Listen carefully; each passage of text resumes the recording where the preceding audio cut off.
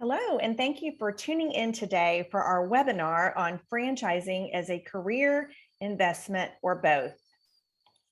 My name is Sara Waskow, and I'm the market president of FranNet of Dallas, Fort Worth, and Oklahoma. I have 10 years experience now in the franchise industry. I started back in 2012. I was fortunate to serve on the FranNet advisory committee for about 4 years, where I was a liaison between my colleagues here at FranNet, other franchisees, and our headquarters location and our staff there. Prior to joining FranNet, I actually spent over 16 years in sales and consulting with small business owners in various roles. I worked for AT&T for about 10 and a half years, took some time off to raise my family, and then I went back to the workforce and worked for a startup. So I've had experience on both ends of the spectrum and really found that franchising was a nice hybrid between a startup and corporate America. So I've really enjoyed my time in the franchise industry over the last 10 years. And I'm actually a franchisee with two brands. So as I mentioned, I own FranNet of Dallas, Fort Worth, and Oklahoma, and I have 3 territories there. And then my husband and I also own 4 locations of a gym in the Dallas, Fort Worth Metroplex.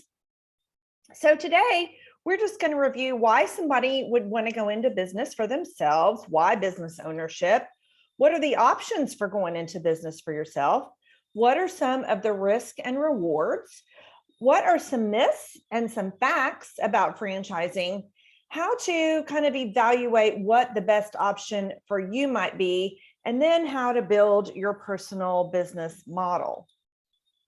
So FranNet, just a little bit about our company. We actually started back in 1987. So we've actually got 35 years of history in franchise consulting. So we have the history and experience of matching entrepreneurs to the right franchise.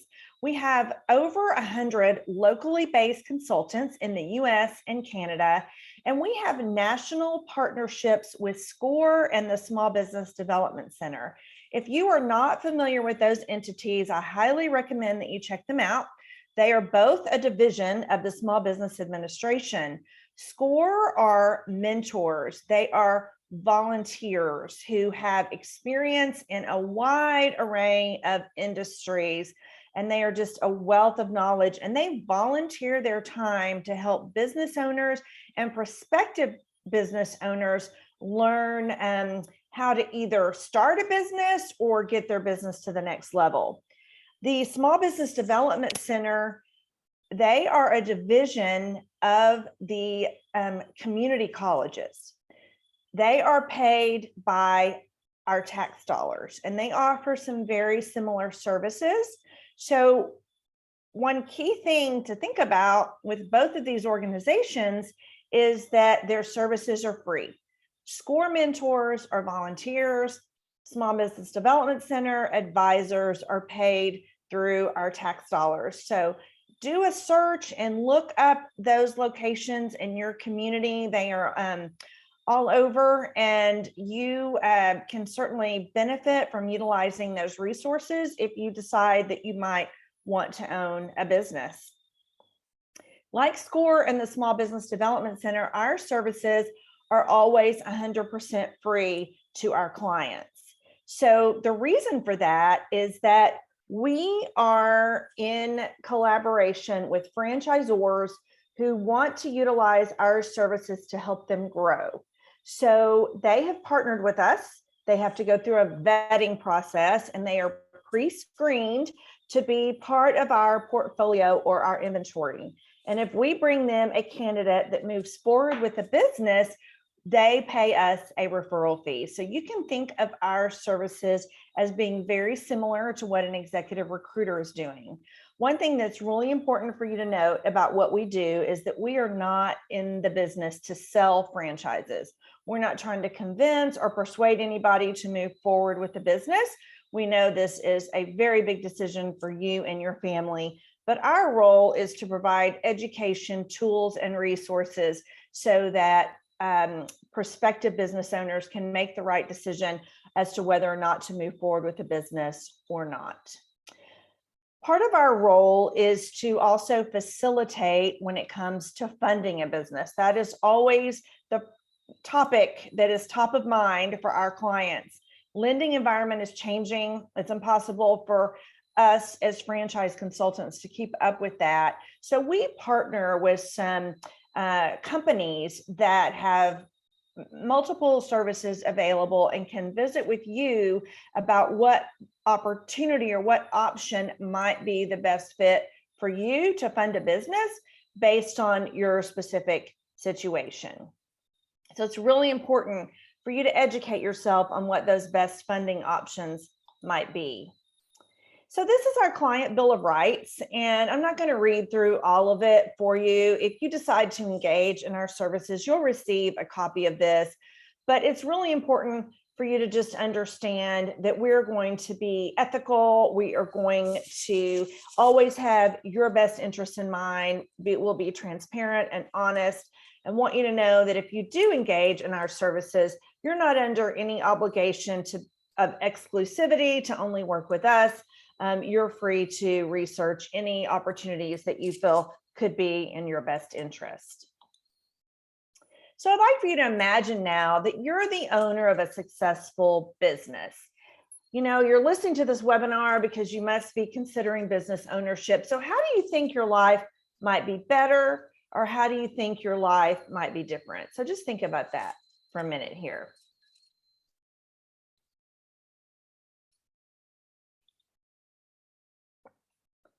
I'd like for you to really evaluate what your definition of success is. And for most people, it's some combination of all of these things listed on your chart. But some people, it's all about the money. How much money can I make? For others, they're seeking a little more control and flexibility with their schedule. Of course, everybody wants to make money, but there might be some other factors that come into play as well. So as you really think about what you want to accomplish from business ownership, kind of think about some of these items on this chart and use this as you really start to assess what opportunities might be the best fit for you. You know, if all of those things equate to success, you might assume there were more business owners in the world, but honestly, most people do choose to work for someone else. So if we were live, I'd be asking you, to respond and kind of give me some ideas of why you think that would be. But I will tell you, most of the time, people come back and tell me that it's about risk. Starting a business is risky. We have changes in the economy. They feel like a job is safer than a business.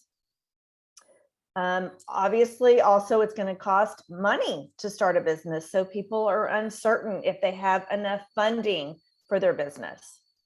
They also may not feel confident in their knowledge and skill sets and what is required to run that business. So that's something else. I know that was something that kind of held me back. When I came to FranNet, I was leaving a 6-year employment at a website and online marketing firm. And I really felt like that's where all my knowledge and skills were. So how could I utilize that knowledge if I wanted to potentially change industries? And so, to be honest, I was getting a little bored with that, and I was pursuing or considering changing industries, but wasn't sure how to go about making that happen because I felt like all of my expertise at that time was in that particular industry. And certainly I had left AT&T in 1998. So I did not have any confidence level that my knowledge or I'm not even sure I had any knowledge left over from it at that point,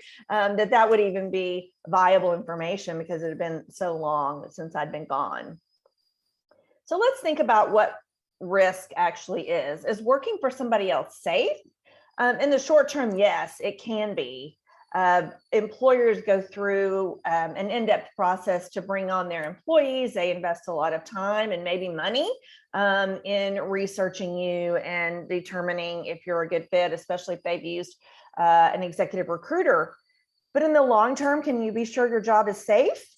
Can your performance determine security? And then you have to evaluate if you're going to be able to meet your long-term financial goals of security and retirement.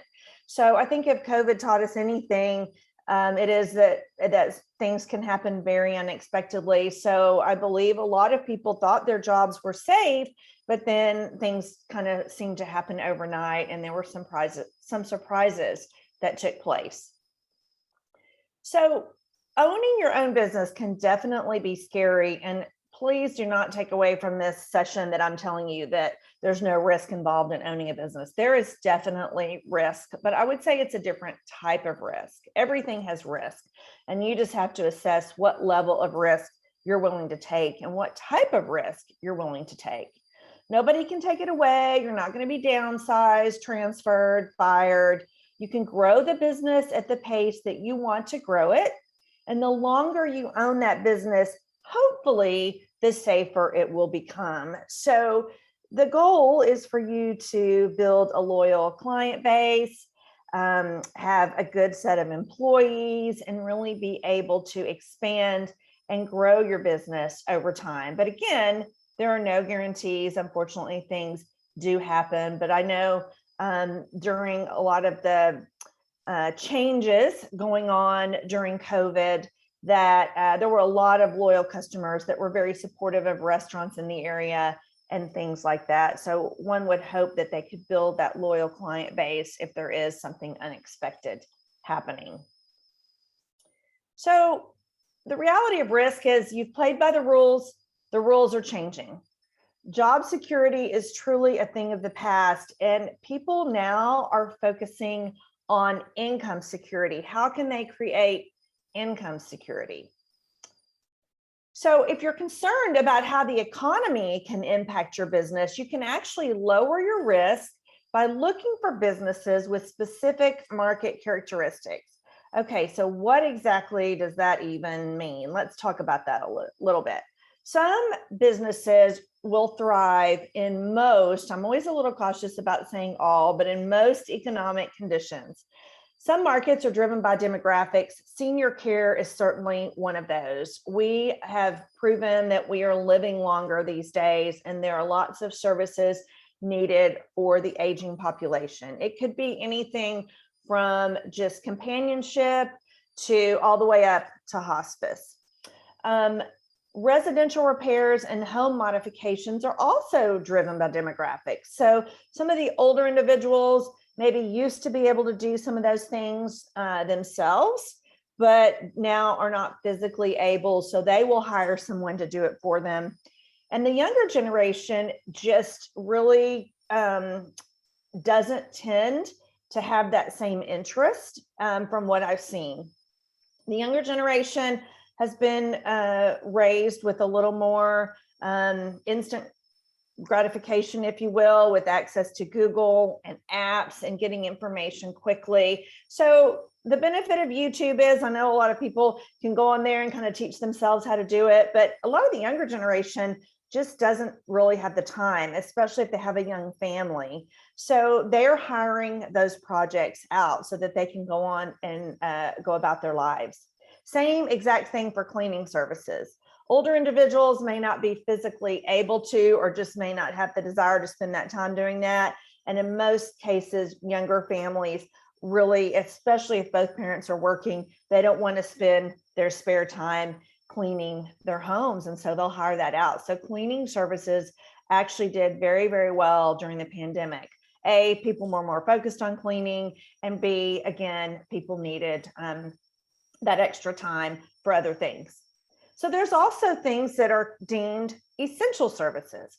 That's automotive. We are all driving our vehicles and they need to be maintained. Damage restoration is another one. And that's not always the result of a fire or some sort of weather event.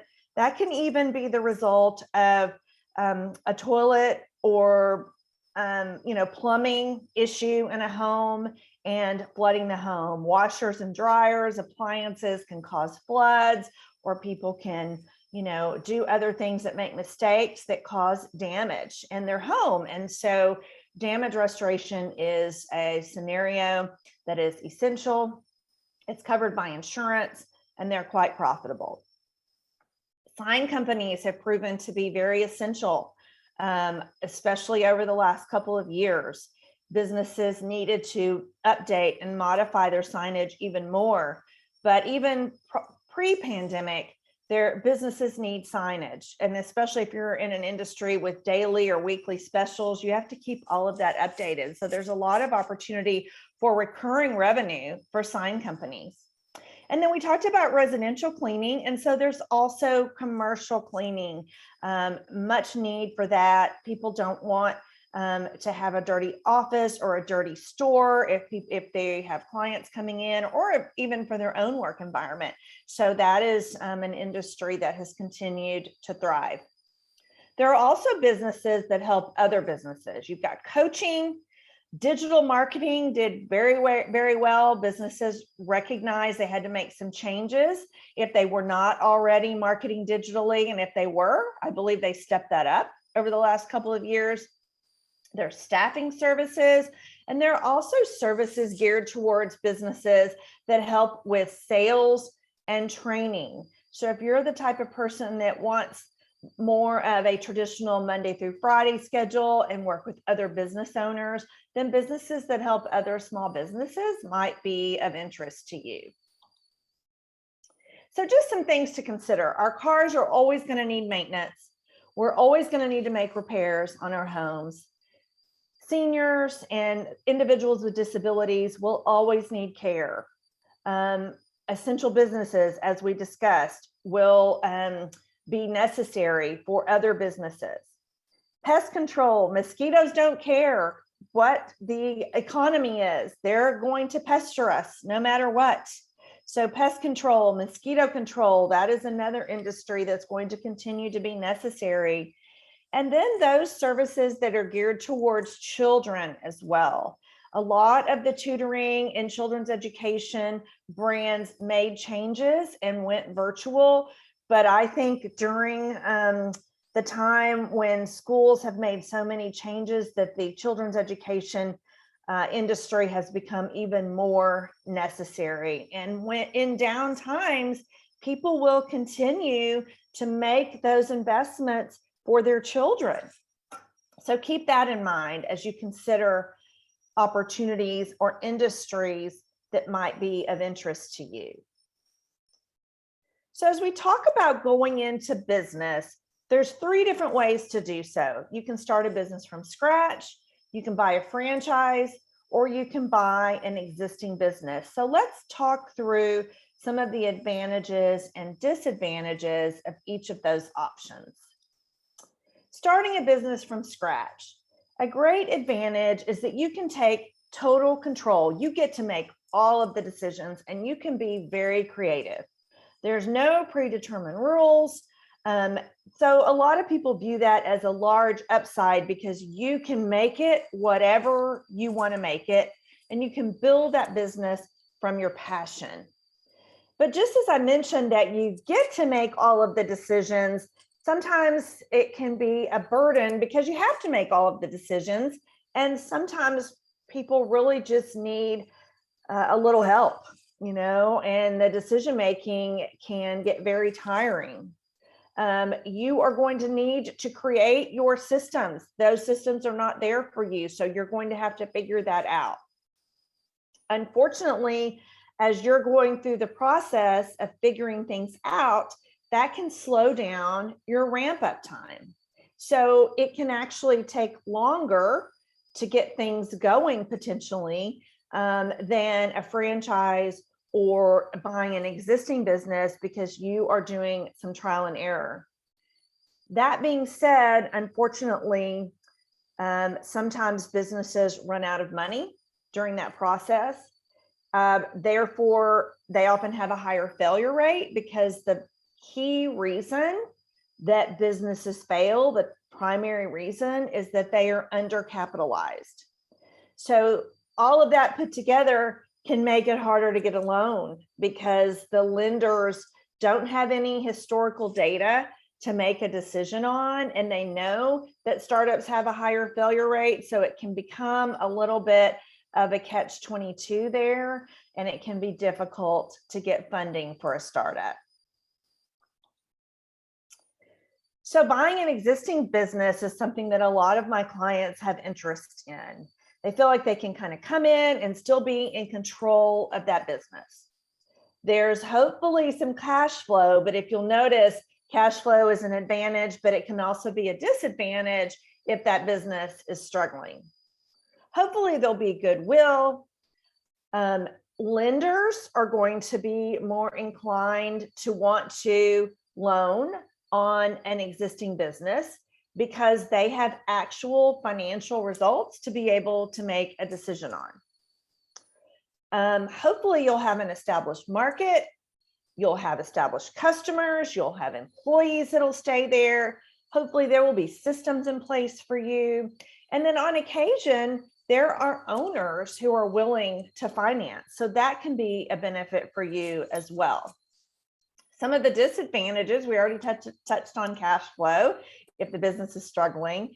If the business is struggling, there also might be some bad will. You might have some bad reviews you need to overcome. It can be a lot of work to go in and help people understand the changes and improvements that are being made and get your clients or your customers to give you a second chance. I've also seen many existing businesses that tend to be overpriced. If a business was developed from the owner's passion, it's their baby, they have a lot of sweat equity in the business, that it may be priced higher by them than perhaps what that valuation is. And sometimes it can be difficult to come to an agreement.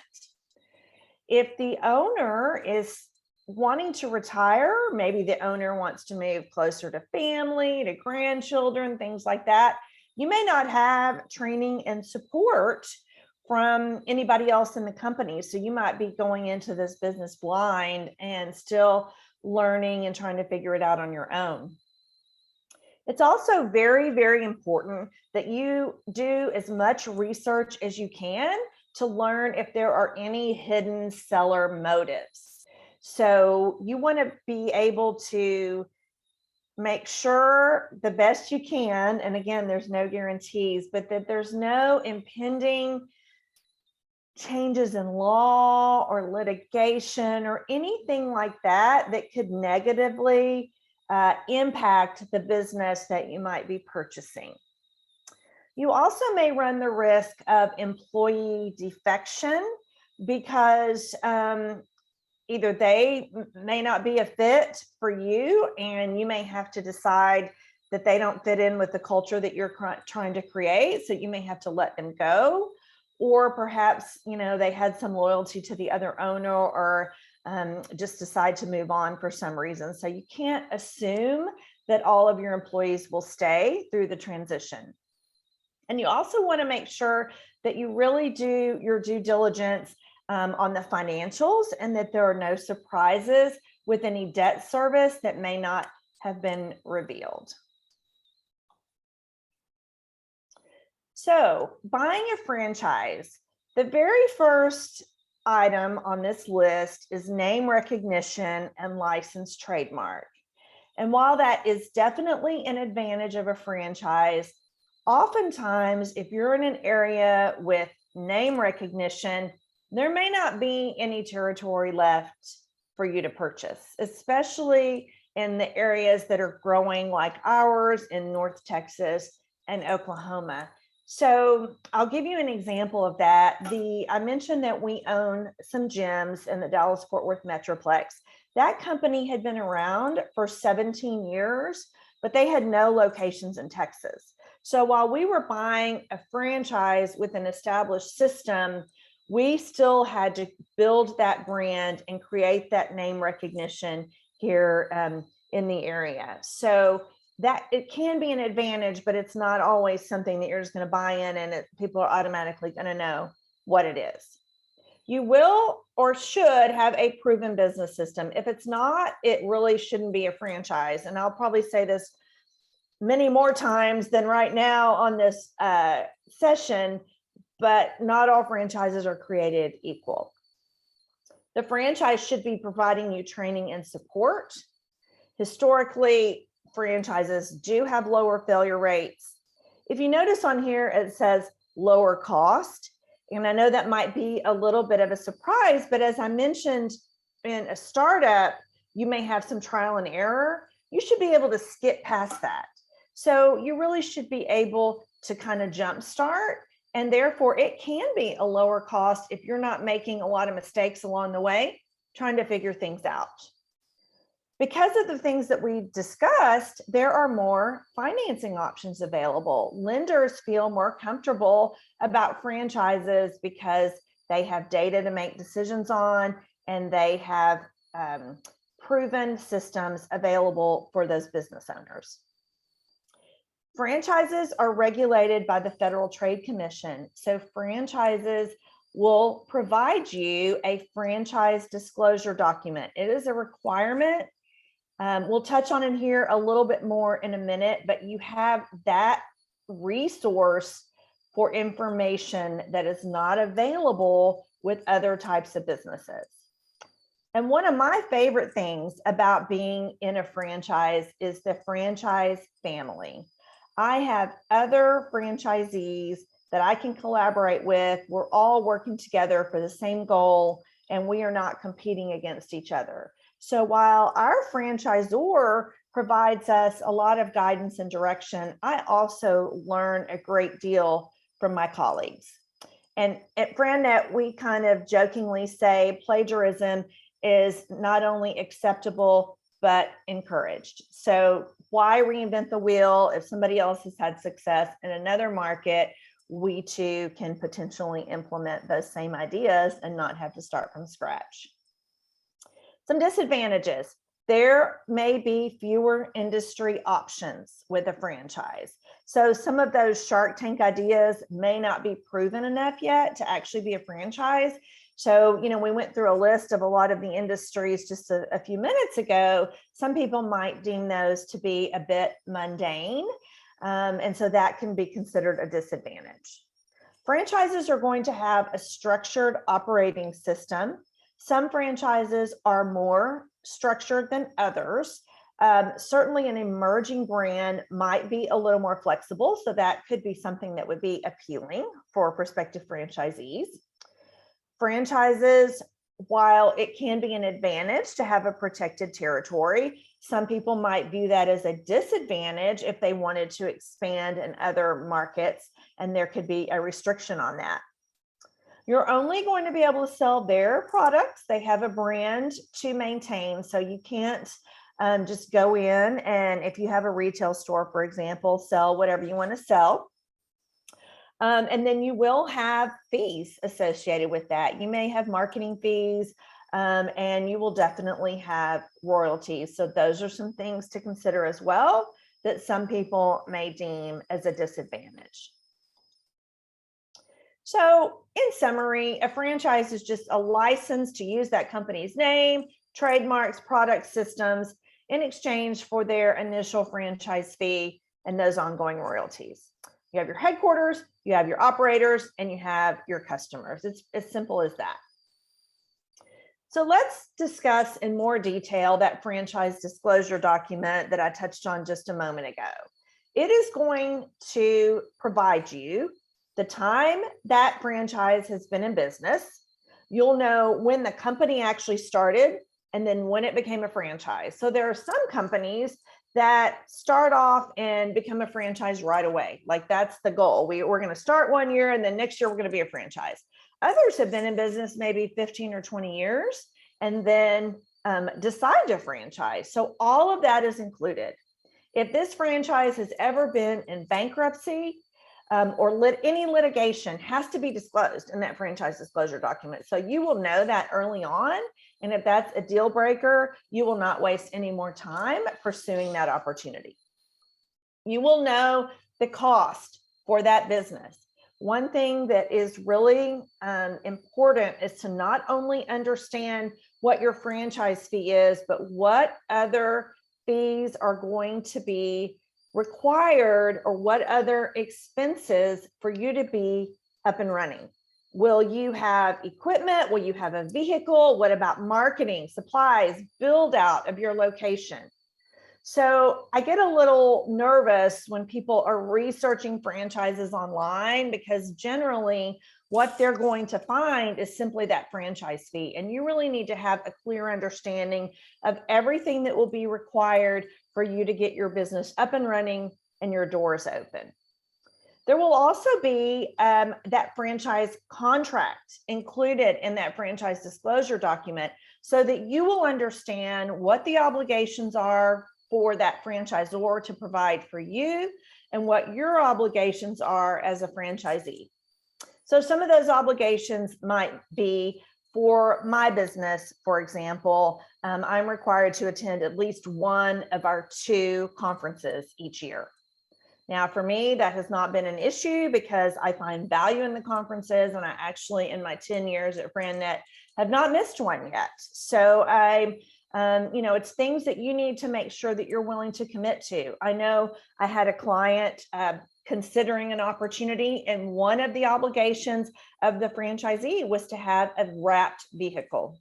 And that was a deal breaker for her. She did not want to do that. Her vehicle wasn't the right type that they were requesting. She really did not want to have to go invest in another car. She, told me they had a 2-car garage and wouldn't know where she would park it, and just things like that. So that's all going to be listed in that agreement. You'll understand your territory, how they define it, for example. So if it is based on number of rooftops, or if it's based on a certain number of people in a certain age demographic, that's all explained in that document. You'll also see, and this is really, really key for you as you're doing your due diligence, you will see names of current franchisees and past franchisees. And this is something very unique to franchises, as you have the ability to speak with those individuals and learn what it's like to be a franchisee with that business from somebody who is doing it day in and day out. And this is truly where most of my clients make a decision if a particular brand is the right fit for them, is hearing from other franchisees. Some of these documents will provide earnings claims, most do not. You'll see financial statements and any policies regarding terminations, transfers, etc. So I just kind of touched on this already, but there is truly value in having the opportunity to speak with other franchisees as you're doing your due diligence and your research. So let's kind of test your knowledge here for a minute and learn if some of these statements are myths or fact. Number 1, franchising is only fast food and retail. Well, I think you've probably figured out that that is a myth, because we've talked about the other industries that have tended to thrive, whether they were essential services or based on demographics. There's actually over 3,600 different franchise companies in more than 90 industries with over 900,000 operating units. So it is far beyond fast food and retail. Number 2, myth or fact. Franchises succeed because of the quality of the product. So you have to have the best product around in order to be successful. Well, that is actually a myth also. I would be willing to bet that you have gone to a franchise, and let's just use food, for example, because it was convenient, or because of the toy for your child, or probably various other reasons, but maybe not because it had the best food. So it's really all about the business systems. Like if it's a toy for your child, for example, maybe that's the marketing, or maybe it's some special milkshake for the season. I know that draws me in sometimes. So what is it about that business that's drawing you in if it's not the top quality? There's a variety of reasons listed here, obviously. So myth or fact, there are actually low cost franchise opportunities. Now, I know low cost means different things to different people, but that actually is a fact. When I joined FranNet, I was assuming fast food and $1 million. But as you can see from this chart here, there are franchise brands that are actually under a $50,000 all-in investment. Now at FranNet, we might have one or two in that category, very few, but we do have a strong handful of those between 50 and 100,000. We have very few in our portfolio that are over 500,000. So really, if you are pursuing franchises through our process, if you are comfortable in the 250 to 350 range, or basically below 350, I would say that's probably a good 75% of the brands that we work with. And if you don't remember anything else from today's webinar, I want you to please recognize that there is no automatic correlation between the cost of the franchise and the potential return. So it is not a situation of spending more money to make more money. And sometimes the lower cost brands actually can have a higher ROI because you have less overhead. So what options do you have for funding your business? It will be much simpler if you have that money in personal savings and just pay for it.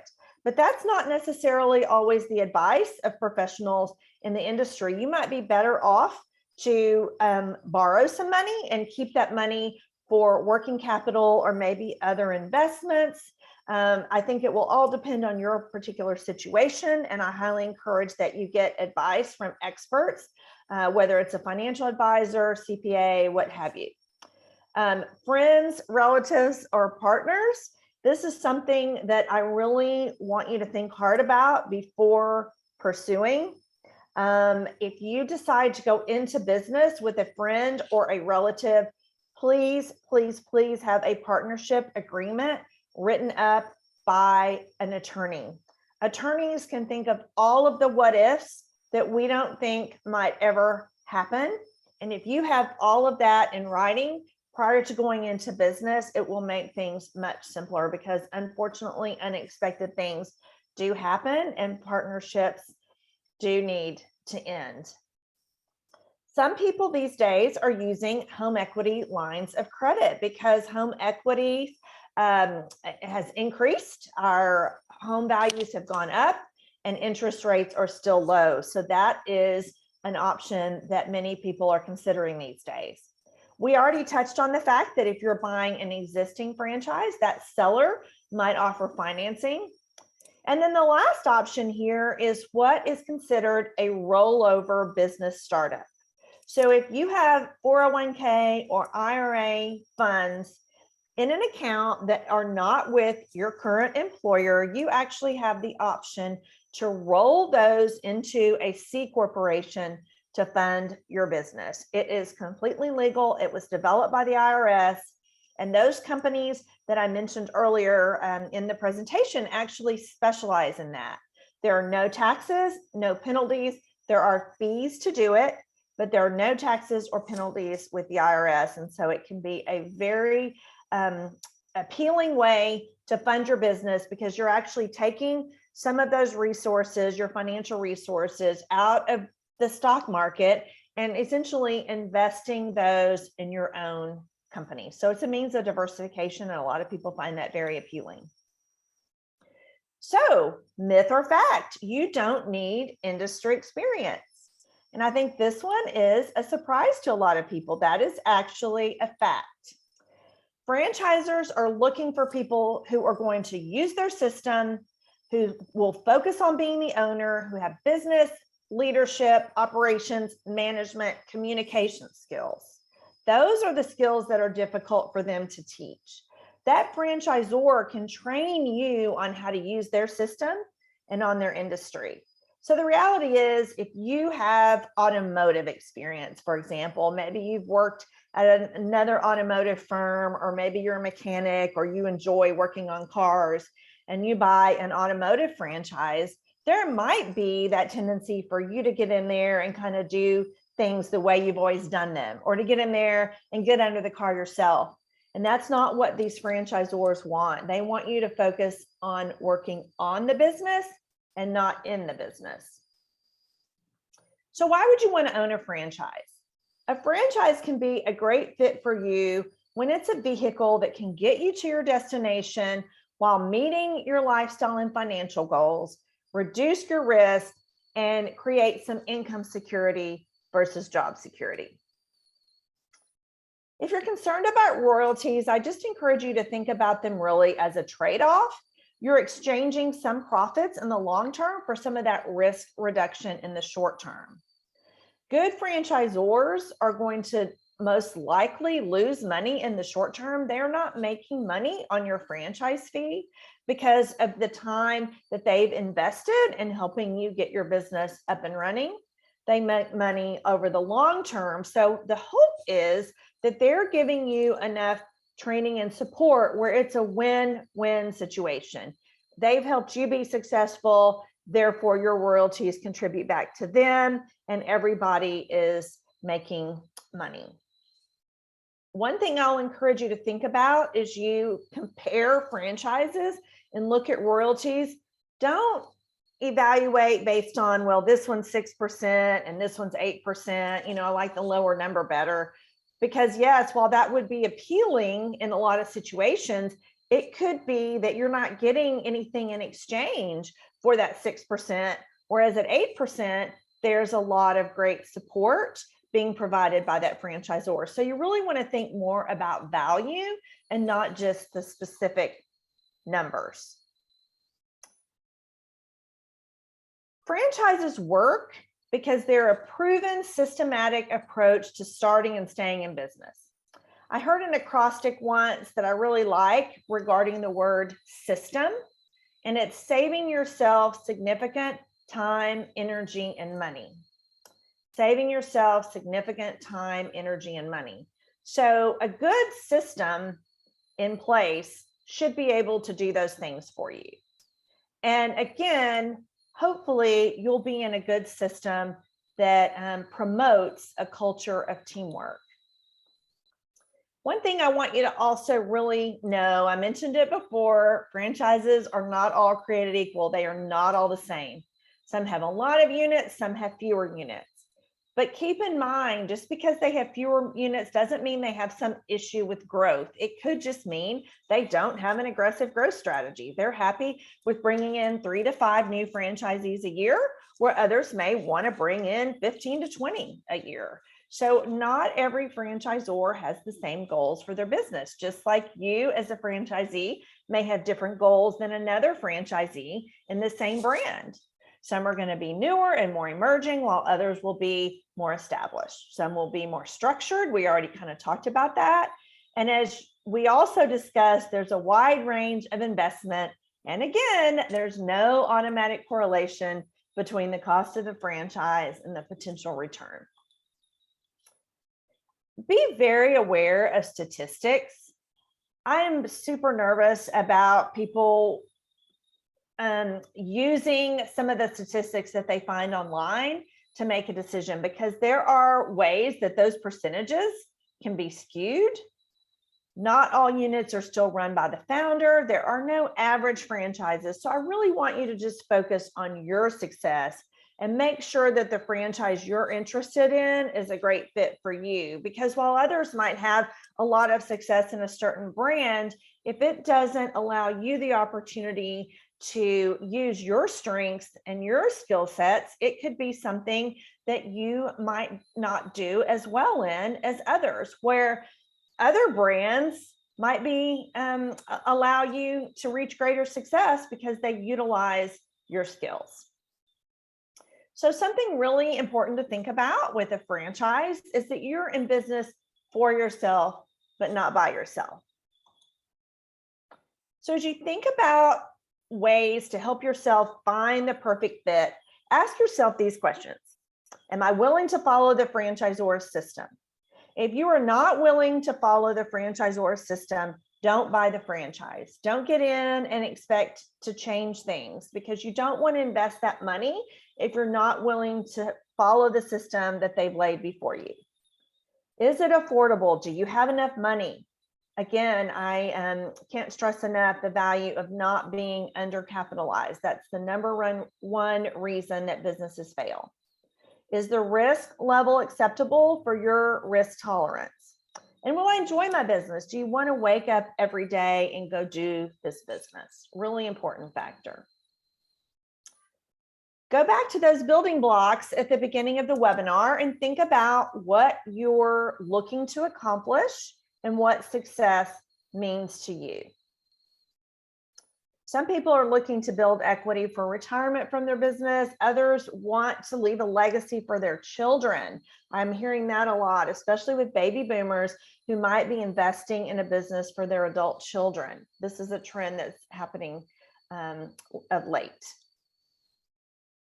If you decide that you would like to explore opportunities, FriendNet has an entrepreneur readiness assessment that is on our website, or I can also send that to you. And it is a baseline for us to get to know you, understand your values, your motives, your core competencies. It is not a tell-all, but it gets us started in understanding you and what businesses could be a good fit for you.